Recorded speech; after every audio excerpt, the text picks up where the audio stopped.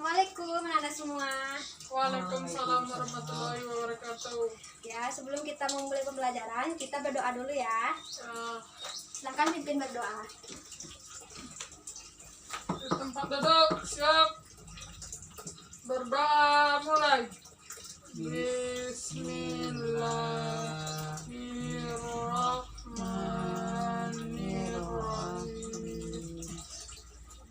Raditu billahi rabbah wa bil islam dinah wa bil muhammadin nabiyya wa rasulah Rabbi zidni ilman warzuqni fahman.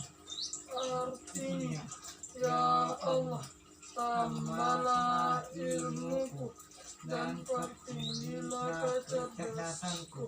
Amin amin ya rabbal alamin. Ucapkan salam. Assalamualaikum warahmatullahi wabarakatuh. Ya, waalaikumsalam warahmatullahi wabarakatuh. Ya, selanjutnya Ibu akan mencek kehadiran kalian ya. Muhammad Iqbal Haris. Hadir, Bu. Muhammad Iqbal. Hadir, Bu. Aldo. Hadir, Tidak Bu. ada. Dia sakit, Bu. Apa keterangannya? Sakit. Oh, sakit. Nanti kalau sakit keterangannya disuruh buat surat ya, kirim ke Ibu. Baiklah. Nah, hari ini kita akan belajar akidah akhlak tentang akhlak terpuji. Tapi sebelum itu, anak-anak ibu semua, apakah sudah sarapan semua? Sudah, Bu. Sudah sarapan, alhamdulillah. Nanti jika belum ada, masih ada yang belum sarapan, maka harus sarapan dulu ya.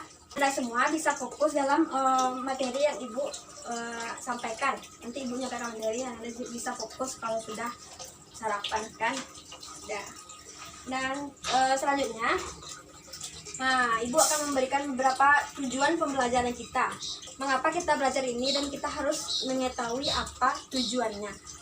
Jadi tujuannya akhlak terpuji ini kita belajar tentang syukur. Kita harus mengetahui apa itu pengertian syukur, apa itu contoh dalilnya, apa itu hikmah berperilaku bersyukur, dan contoh perilaku syukur dan mengintegrasikannya dengan ekonomi. Ya, selanjutnya, ya sebelum itu, apakah anak-anak semua masih ingat materi kita minggu lalu? Tidak ada? Ya. Oh, Bu. Nah, silahkan apa materi kita minggu lalu, Ananda? Tentang sabar, Bu. Tentang sabar. Bagus, A+. Ya. Dan apa itu pengertian sabar? Ada yang tahu? Siapa bisa? Oh, Bu. Nah, silahkan coba. Sabar adalah menahan nafsu dengan atau amarah kita terhadap orang lain dengan pokoknya kita menahan nafsu aja gitu, Bu. Oh iya, di sini kita menahan nafsu amarah. Amarah kita saat marah. Misalnya kita kesal terhadap seseorang, jadi kita harus menahan amarah emosi kita. Nah, itu makanya kita harus bersabar. Nah, itu sedikit kilasan materi kita minggu lalu ya. Selanjutnya, kita masuk pada materi kita hari ini. Dan kita tentang akhlak terpuji, kita terfokus pada syukur. Jadi, pengertian syukur. Kata syukur diambil dari kata syukura, syikara, wasyukuran dan wasyukuran yang berarti berterima kasih kepadanya. Jadi materi kita ini syukur itu adalah pujian terhadap pengakuan terhadap nikmat Allah. Jadi kita simpulkan syukur adalah perilaku kita, pujian kita terhadap apa yang diberikan oleh Allah, baik itu buruk ataupun lebih. Sehingga walaupun buruk kita harus tetap bersyukur. Segitu kemampuan kita. Dan segitu pula kita dapat memperolehnya. Jadi kita harus tetap bersyukur. Selanjutnya, contoh dalil. Di sini ibu mengambil satu dalil. Perintah syukur disandingkan dengan zikir. Dalam surah Al-Baqarah ayat 152, yang artinya, maka ingatlah kepadaku, aku pun akan ingat kepadamu. Bersyukurlah kepadaku dan janganlah kamu ingkar kepadaku. Al-Baqarah ayat 152. Jadi dapat kita ambil kesimpulan bahwa di saat kita bersyukur, kita juga mendapatkan pahala yang sama dengan kita saat berzikir sesudah sholat. Jadi besar sekali ya pahalanya di sini tentang syukur ini. Nah, selanjutnya kita ke nikmat perilaku bersyukurnya lagi. Hikmahnya yang pertama, ditambahnya nikmat. Jadi seseorang bersyukur itu walaupun kekurangan ya, dia tetap bersyukur. Nikmat yang ditambah itu berupa hal yang tidak diduga-duga, misalnya mendapatkan hadiah, misalnya reward, misalnya walaupun nilainya segitu kan ya, karena kejujurannya misalnya dalam menjawab ujian, walaupun nilainya kecil, tidak terlalu besar juga. Selanjutnya diampuni dosa-dosanya. Jadi orang yang bersyukur ini dosa-dosanya diampuni oleh Allah berguguran, sehingga orang yang bersyukur itu sebenarnya bersyukur ini sangat sulit ya bagi orang-orang yang susah menerima keadaan.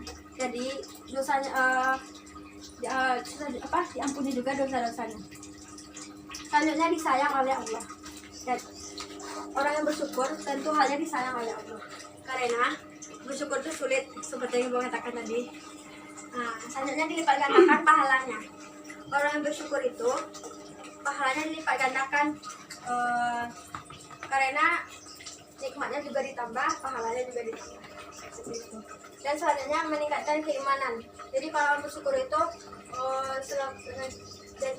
dan juga dia bersabar, bersyukur dengan keadaannya, nikmatnya, dan meningkatkan keimanan di sisi Allah, derajatnya naik.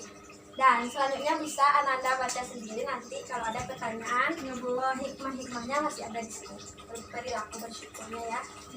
Selanjutnya Ibu akan menjelaskan tentang contoh perilaku syukur dan mengintegrasikannya dengan ekonomi. Di sini Ibu contohkan terlebih dahulu. Kita bersyukur, misalnya Haris dapat nilai ujian 80. Nah, sedangkan temannya Iqbal 70. Jadi di sini Iqbal tidak perlu berkecil hati dan tidak perlu ya kenapa Haris lebih tinggi, apalagi kita belajar sama-sama gitu kan, udah teman juga. Jadi berarti memang segitu kemampuan kita, nggak boleh kita kepada teman gitu. Nah, kita harus bersyukur dengan apa yang kita dapatkan. Nah, seperti halnya mendapatkan nilai ujian yang rendah. Nah, dengan bersyukur itu ditambahnya nikmat kita oleh Allah dan dinaikkan juga derajat kita. Insya Allah kalau Iqbal lebih berusaha lagi untuk meningkatkan belajarnya, nah, bisa juga 100 nilainya melampaui Haris juga. Nah, di sini kita integrasikannya dengan ekonomi. Kita cocokkan dengan ekonomi. Misalnya seseorang yang belanja ke pasar, ya, seseorang yang berjualan di pasar. Nah, kita berjualan, ada saingan kita, sama-sama kita menjual pakaian, dia juga menjual pakaian. Sementara dagangannya ramai, kita sepi, hanya beberapa orang yang ada yang membeli pakaian kita kan.